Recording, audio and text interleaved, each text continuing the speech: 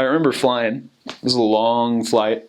I remember landing, finally, meeting up with the other missionaries in my group and landing. And I remember meeting President Roney for the first time. That's my mission president. And he's a tall dude, huge hands. His wife is just the sweetest lady ever, Sister Roney. And he gave me a hug, told me welcome to the mission and such. And I was pretty jet lagged. I had no idea really what was going on. All I wanted to do was go to sleep.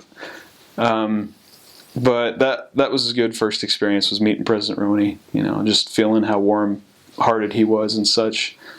And I remember eating my first breakfast there. It was a nice croissant, and a nice yogurt and some cheese. And that was very French. And I remember thinking, I like this. I can put up with this, I'm going to have fun these 2 years.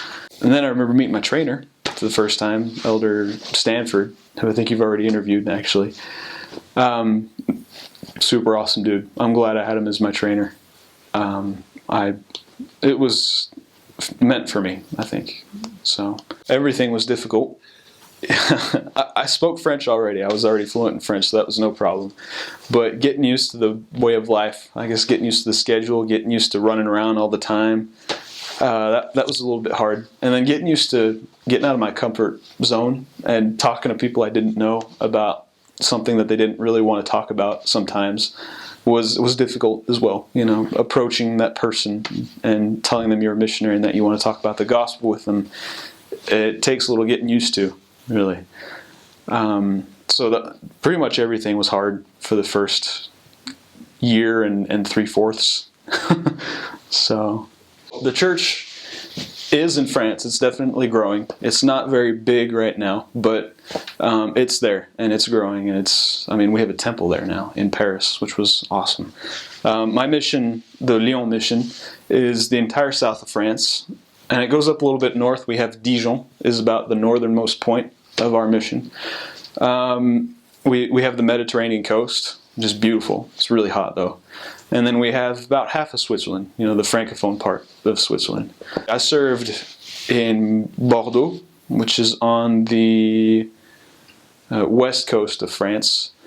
I served in Toulouse, which is kind of down right above the Spanish border, right above the Pyrenees Mountains. And I served in Périgueux, which is kind of between the two, actually, just right smack dab in the middle. And then my last city was in Switzerland, in Yverdon, Switzerland. And that was nestled right in the middle of all the Alps and such. It was beautiful, absolutely beautiful. In Bordeaux, there's 3 different wards. There's the Azine ward, there's the, what other wards are there? I can't remember, but I served in the Azine ward. And on average, we had about 110, 120 members that came every Sunday. So it was a good-sized ward. And then in Toulouse, there's also a couple different wards. I served in Capitole, and there's on average about 150 to 180 people that come, every Sunday. And then Périgueux was a branch. It was the smallest city I served in. Actually, it was a little village, and on average about 15 to 40 people would come on Sundays, depended on the Sunday, depended on the day, And then in Switzerland, it was also a branch, but it was a bigger branch. It was about 60 to 80 members that would come every Sunday. As for the religious background, well, it's kind of a taboo subject in France, really. Religion, French people don't really like it much. The general perspective on religion in France is that it's only ever caused grief and heartache and death. Which I don't blame them. Their history is full of, they had the 100-Year War. Protestants versus the Catholics, the Crusades. They even had crusades they even crusaded their own cities every once in a while. Look up the Albigensian Crusade. And their history just, the Catholic Church in France isn't very well looked upon, and they kind of associate the Catholic Church to all religion. And they have a really negative outlook on all religion as a result.